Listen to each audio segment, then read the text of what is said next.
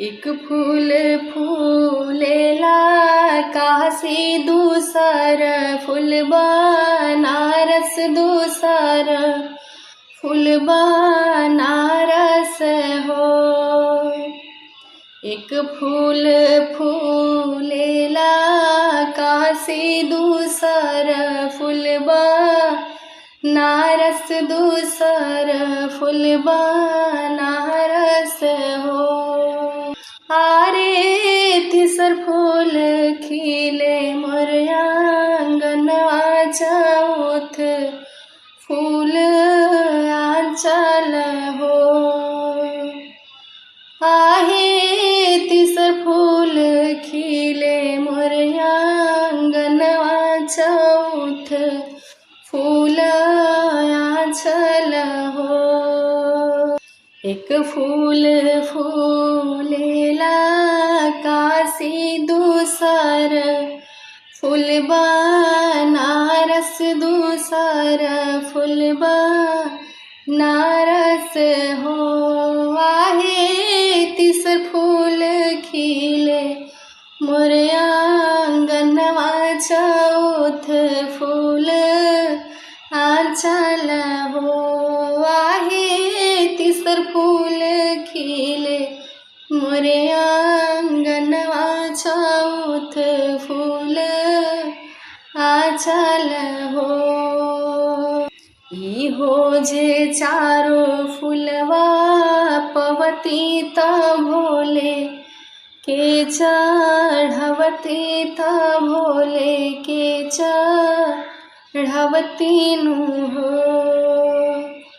ई हो जे चारो फूलवा पवती ता भोले के चढ़ैती ता भोले के चढ़ैती नु हो। आहे निहुरी निहुरी पैया लगती मंगन कुछु मंगती मंगन कुछु मंगती हो। केहू दिहल बाबा हो दुई चार केहू के 10 5 हो। केहू दिहल बाबा हो दुई चार केहू के 10 5 हो।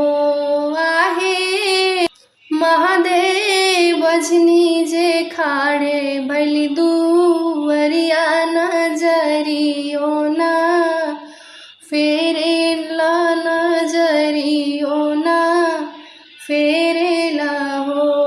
बाबा खड़े भैनी रौरी दुवरियो नजरियो ना फेरी नजरियो ना फेरी ले हो। एक फूल फूलेला काशी दूसर फूल बनारस दूसर फूल बनारस हो।